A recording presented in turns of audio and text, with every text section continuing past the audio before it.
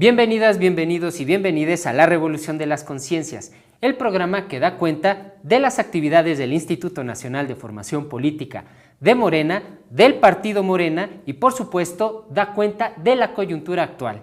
Y en este momento tenemos a un invitado muy especial y fíjense que decimos lo mismo todos los programas, pero pues ustedes se dieron cuenta que el programa pasado tuvimos a Paco Ignacio Taibo y hoy tenemos a Alejandro Encinas, subsecretario de Planeación y Ordenamiento Territorial de la Ciudad de México. Muchas gracias, Alejandro, por estar aquí con nosotros. Es un gusto estar aquí en 4B y para felicitarlos por este programa. Muchas gracias, Alejandro. Y antes de comenzar el programa, pues les invitamos a que se suscriban a las redes sociales del Instituto Nacional de Formación Política de Morena, a las de la 4TV y por supuesto hay que seguir los medios del movimiento para dar la batalla del sentido común en todos los territorios. Y bueno, pues ahora sí vamos a empezar, Alejandro, con esta entrevista. Fíjate que tenemos un tema muy importante en la Ciudad de México, y no solo en la Ciudad de México, sino en el mundo entero. Sobre todo porque las ciudades están creciendo. Y en ese crecimiento de las ciudades hay un fenómeno en particular que está sucediendo en diferentes colonias, barrios de las diferentes ciudades. Lo podemos ver en España, lo podemos ver en diferentes partes de América Latina y también lo vemos aquí en la Ciudad de México, específicamente en la Cuauhtémoc, en la Miguel Hidalgo y en la alcaldía Benito Juárez de esta ciudad, y este fenómeno lo han llamado gentrificación. Alejandro, cuéntanos precisamente qué es la gentrificación y por qué se ha vuelto precisamente una cuestión que los gobiernos de las diferentes partes del mundo deben de atender. Bueno, la gentrificación debemos entenderla como el desplazamiento de la población originaria de pueblos, barrios y colonias por un sector de la población de mayores ingresos que llevan a ocupar espacios que están en un proceso de reciclamiento o de reconstrucción en las distintas ciudades. Y este desplazamiento pues tiene el impacto primero de sacar a la población originaria de su lugar de residencia original y traer un proceso de especulación inmobiliaria y de encarecimiento del costo de la vida en estas demarcaciones. Aquí en la Ciudad de México, como tú lo has señalado, se presenta particularmente en las delegaciones centrales. Y esto también obedece pues, a los fenómenos que provocan la gentrificación, que tiene que ver con la falta de oferta de vivienda asequible y adecuada para la mayor parte de la población, que tiene que ver con cambios de uso de suelo hacia actividades que anteriormente no se registraban en estos perímetros, a la presencia de nuevas modalidades de hospedaje temporal, como son estas aplicaciones que por redes se hace con el Airbnb y otras aplicaciones, porque no solamente es el Airbnb, o la llegada incluso de población de otros estados de la República, de otros lugares de la ciudad, porque por lo general mucho de este desplazamiento es por población de mayores ingresos de la misma ciudad.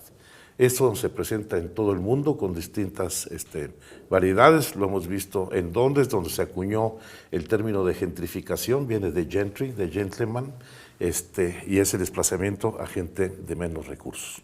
Y bueno, aquí el asunto es que nosotros tenemos que entender que en primer lugar nosotros tenemos que preservar no solamente los derechos de toda la población que vive en estos barrios y colonias, sino también favorecer su arraigo, la identidad, la preservación de una cultura comunitaria y barrial que está presente y que es muy importante en la ciudad.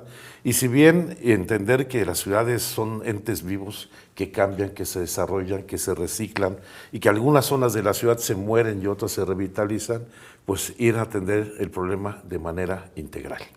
Y el punto de partida tiene que ser ampliar la oferta de vivienda social, de vivienda pública en arrendamiento, dar facilidades para que se desarrollen otro tipo de viviendas no residenciales, sino asequibles, para que la gente pueda tener acceso a una vivienda en el lugar donde nació, en el lugar donde ha vivido, y generar instrumentos para que el gobierno pueda orientar este tipo de crecimiento. Y aquí pues, la planeación del desarrollo de la ciudad es muy importante. Claro, hay coyunturas políticas, económicas, que han llevado a que se contraiga en gran medida la construcción de vivienda social y asequible en la ciudad. Yo creo que lo más delicado fue el fenómeno de la pandemia, porque durante los 2 años de pandemia tuvimos una contracción económica y se desplomó el mercado inmobiliario y particularmente la producción de vivienda social, de vivienda pública. Entonces, lo que está planteando hoy la jefa de gobierno con este bando 1, que busca fortalecer el arraigo, la comunidad y la certeza jurídica para la protección de los derechos de los inquilinos, también de los propietarios, es generar los instrumentos que a nuestro juicio hacen falta para contener y revertir este problema de desplazamiento forzado de la población hacia la periferia o hacia otros estados, porque también tenemos que asumir y reconocer que la Ciudad de México se convirtió ya en una entidad expulsora de población, de alrededor de 20,000 familias se ven en la necesidad de migrar a otras entidades de la República, por supuesto en primer lugar a la zona metropolitana en el Estado de México, pero hay fenómenos nuevos como la migración de habitantes de la ciudad a entidades como Querétaro. Ya la mayor parte de la población migrante que llega a Querétaro es originaria de la Ciudad de México. Y es un fenómeno que se presenta en toda la zona metropolitana. Hay municipios expulsores importantes como el de Nezahualcóyotl, que es de los principales municipios expulsores hacia el estado de Hidalgo o hacia otros estados. Y bueno, aquí tenemos que verlo de manera integral, pero con las particularidades de la ciudad. Entonces, vamos a iniciar un proceso, primero de dar certeza jurídica para que los derechos de los inquilinos se preserven. Crear un índice que nos permita evaluar el comportamiento de las rentas en arrendamiento en la ciudad, en donde si bien ya establecimos un tope máximo de incremento de las rentas de acuerdo al índice inflacionario, hay que ver cómo atender los abusos que se presentan con incrementos en las rentas en estas colonias de la Condesa, la Roma, la Hipódromo, San Miguel, Chapultepec, la Escandón, claro, e incluso ahora la colonia Doctores, pues han tenido hasta incrementos del 100% en las rentas. Y al mismo tiempo se han establecido requisitos abusivos sobre los arrendatarios, donde no solamente tienen que pagar un mes por adelantado, dejar un depósito de un mes, de hasta hacer una investigación sobre si tienen la capacidad económica, que tienen que ganar por lo menos 2 veces más del costo de la renta, que hablan un conjunto de abusos que afectan los derechos de quien tiene la búsqueda, la necesidad de arrendar una vivienda. Entonces, vamos a hacer este índice. Vamos a regular mejor toda la legislación para establecer reglas claras y vigilar y evitar que haya comportamientos abusivos. Todos los contratos de arrendamiento tendrán que registrarse y como lo ha insistido la jefa de gobierno, pues tendremos que hacer una especie de procuraduría del inquilino para que se garanticen plenamente sus derechos. Yo creo que eso es muy importante. Pero lo otro es que tenemos que avanzar en 3 programas de construcción y mejoramiento de vivienda en estos perímetros y en general en toda la ciudad, pero particularmente en lo que hemos llamado zonas de alta tensión inmobiliaria, que es donde está esta presión contra los vecinos, el fenómeno de desplazamiento. Un programa de construcción de vivienda pública para retomar, mejorar todo el aprovechamiento del suelo que está disponible en estas demarcaciones, un programa público de renta vivienda en arrendamiento. Tenemos que construir nosotros unidades, conjuntos habitacionales para rentar particularmente a la población joven, que es la que está buscando con mayor urgencia un lugar donde vivir, y abrir un programa de facilidades para que tanto la vivienda pública como la vivienda asequible, que se construya, por ejemplo, a través de la norma 26, que es una norma especial que tenemos en la ciudad para que el sector privado pueda construir vivienda asequible, se reduzcan los tiempos de los permisos, autorizaciones, que luego son una carga burocrática enorme. Claro. Y bueno, no solo eso. Mira, por ejemplo, también hay que rescatar todo el valor patrimonial, cultural de nuestros pueblos, barrios, colonias. Y en esta zona central de la ciudad, pues es la segunda en importancia en concentración de patrimonio histórico y cultural.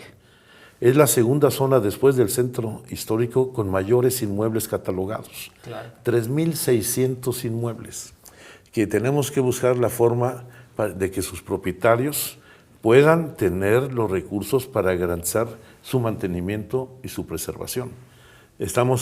Vamos a abrir la discusión, por ejemplo, para analizar qué programas de protección del patrimonio pueden ayudar a que no solamente se garantice la preservación de estos monumentos históricos, sino que también sus propietarios tengan las condiciones para mantenerlos y para tener un ingreso digno, para que si no hay un uso, un aprovechamiento, pues se van a seguir deteriorando o perdiendo, porque cuando se abandonan, muchas veces de manera deliberada por los propietarios, pues se permite que aumente la humedad, que se deterioren para que se colapsen y puedan tener otro uso. Esos son de los temas que vamos a analizar. Fíjate, Alejandro, que acabas de tocar un tema que en particular me hizo clic ahorita con relación a la demanda social, que tiene una generación que nace en el periodo neoliberal y que precisamente muchos de ellos exponen y comunican, inclusive en redes sociales, de que no tienen derechos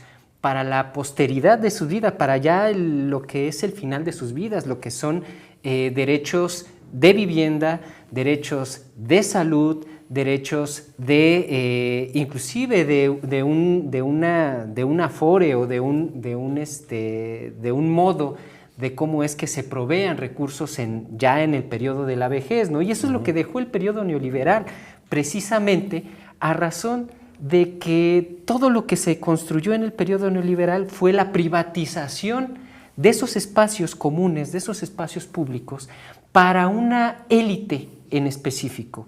Y precisamente en el caso de la vivienda, que hay que decirlo, que la Cuarta Transformación está combatiendo todos los días a través de reformas, a través de programas sociales, todo lo que se hizo en el neoliberalismo y todo lo que se le quitó al pueblo en el neoliberalismo. Y en este sentido, Alejandro, hay una demanda social con relación a la gente, a los jóvenes, de la cuestión de vivienda que en el periodo neoliberal se construyeron en las periferias y que no tenían conectividad con los centros de trabajo. ¿Qué es lo que precisamente se está haciendo con esa demanda que ya se manifestó en las calles ya las semanas pasadas y que precisamente el día de ayer domingo también se manifestaron a raíz de este problema de gentrificación? ¿Cómo el gobierno de la Ciudad de México también atiende la demanda social? ¿Cuáles son los mecanismos de diálogo que tienen con los manifestantes? ¿Y cuáles son las propuestas a raíz de que no se vuelva un problema de xenofobia o de racismo en contra de gente que viene de fuera sin distingos, y que podamos precisamente enfocar a las causas y no precisamente a actores secundarios? Empiezo por la última parte. Yo creo que tenemos que abrir una discusión muy amplia, abierta a todos los sectores, y particularmente este sector inconforme con la gentrificación, que es una demanda legítima la que están planteando, independientemente de que luego se mezclen ahí otros intereses. Claro. Pero hay que asumirlo y reconocerlo, y vamos a establecer los diálogos y todas estas reformas legales, todo lo que haremos en materia de programas de construcción de vivienda, todo lo que hagamos de planeación. Va a haber un plan maestro especial para esta zona que tiene la mayor tensión inmobiliaria en la ciudad. Va a ser consultado, debatido y esperemos que sea consensado para que salga hacia adelante. Y por supuesto, pensar que es solamente la atención inmediata al foco donde se concentra la mayor tensión inmobiliaria hoy en la ciudad. Pero eso no quiere decir que no atendamos al conjunto de la ciudad. Claro. Por eso vamos a avanzar primero con las reformas de carácter legislativa en materia de vivienda, en materia de derechos de los inquilinos, en todo el índice para hacer el seguimiento de las rentas, el regular las rentas de manera muy estricta, clara, transparente. Se trata básicamente de garantizar los derechos de los inquilinos y también de los arrendatarios, porque esta es una moneda de dos caras que tenemos que atender. Pero también tenemos que ver el desarrollo de la ciudad en su conjunto. Y si bien la política va orientada a la redensificación de las áreas centrales de la ciudad, de donde se ha expulsado a un muy importante número de habitantes de la Ciudad de México, y donde se encuentran ya todos los servicios. Aquí tenemos todo el transporte, hay agua, todas las instalaciones eléctricas, todos los servicios están concentrados en las áreas centrales. Buscar esta redensificación, como ya lo hicimos entre el 2000 y en el 2006, cuando se salió el bando 2 con Andrés Manuel. Hubo un proceso de redensificación que permitió, por ejemplo, repoblar el centro histórico. Todo el programa que se hizo de rescate del centro histórico, el corredor Reforma, Alameda, Centro Histórico, el principal resultado que se alcanzó no solamente fue la rehabilitación de la infraestructura y el equipamiento urbano de esta zona patrimonial fundamental, sino lo más importante fue darle vida a la zona céntrica de la ciudad, al centro de la ciudad. El repoblamiento del centro histórico, el repoblamiento del corredor de Juárez y Reforma fue, sin lugar a dudas, el mejor de los resultados. Eso tenemos que hacerlo en el conjunto de la ciudad.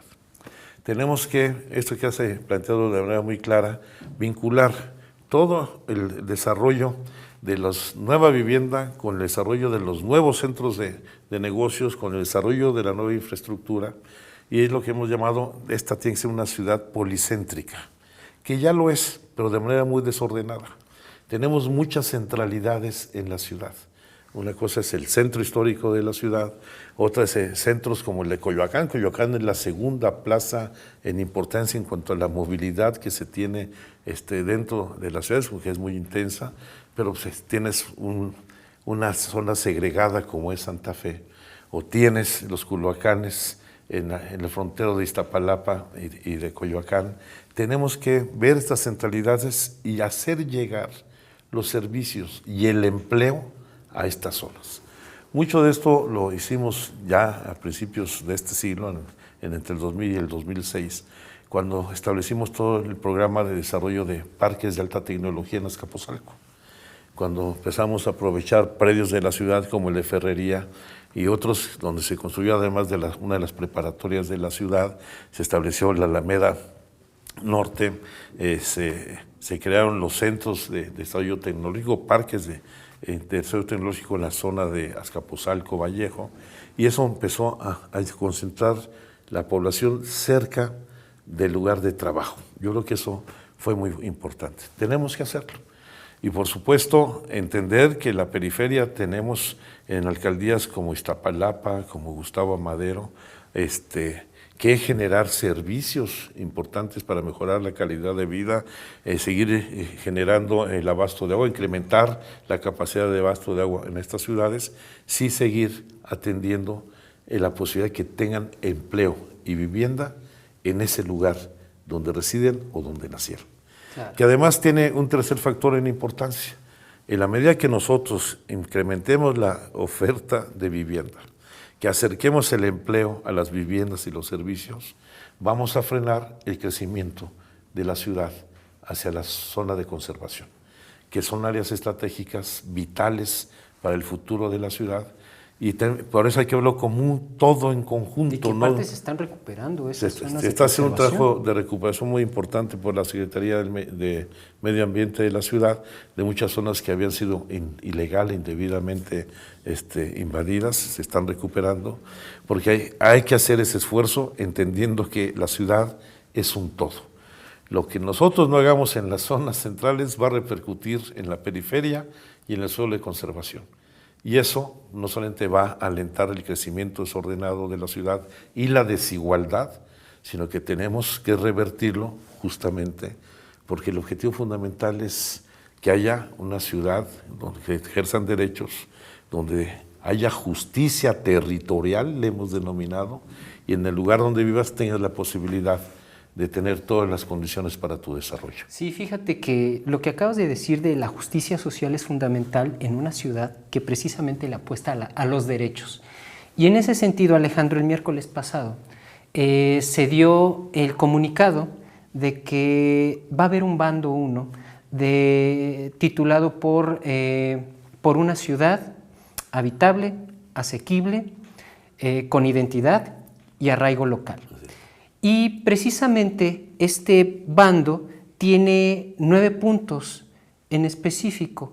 Platícanos un poco, que ya nos estás platicando, digamos, de manera no integrada precisamente, pero platícanos un poco el objetivo ya estructurado de la acción de gobierno de este bando y algunas de las acciones que se van a hacer. Bueno, son básicamente las que te he comentado. Ya el bando se publicó justamente el día de hoy, ya está en vigor, y van desde las reformas legislativas en materia de regulación de las ocupaciones temporales en función del control desmedido de las rentas que tienen incrementos desmedidos, de crear el índice para hacer la evaluación de las rentas en la ciudad, todas las políticas de apoyo, no lo he comentado, a la economía local. Vamos a apoyar a la economía del barrio, a la abarrotería, a la sastrería, a la peluquería, a todos los comercios y oficios que tradicionalmente se prestan y que también son objeto de esta presión inmobiliaria que busca cambiar el giro de estos negocios para que lleguen franquicias o lleguen restaurantes o que lleguen bares de otro nivel, que justamente es lo que hace que incrementen las rentas a las que ellos están sujetos. Entonces, haber programas de apoyos y estímulos fiscales a la economía local para seguirla fortaleciendo. Vamos a hacer un plan maestro para estas colonias, en este caso de las alcaldías de Miguel Hidalgo y de Cuauhtémoc, que va a ser un ejercicio que podremos replicar en otras áreas de la ciudad. Espero que sea un ejercicio muy productivo de planeación del territorio. Al mismo tiempo va a haber la creación de un observatorio del suelo y de las rentas, porque aquí el factor fundamental que genera la gentrificación y la especulación inmobiliaria es el incremento del costo del suelo. Tenemos en algunas zonas de Coajimalpa, Miguel Hidalgo, Álvaro Obregón, Cuauhtémoc, pues los costos más altos del suelo, hasta 60,000 pesos el metro cuadrado. Y eso, el encarecimiento del suelo es justamente lo que detona todo el proceso de especulación.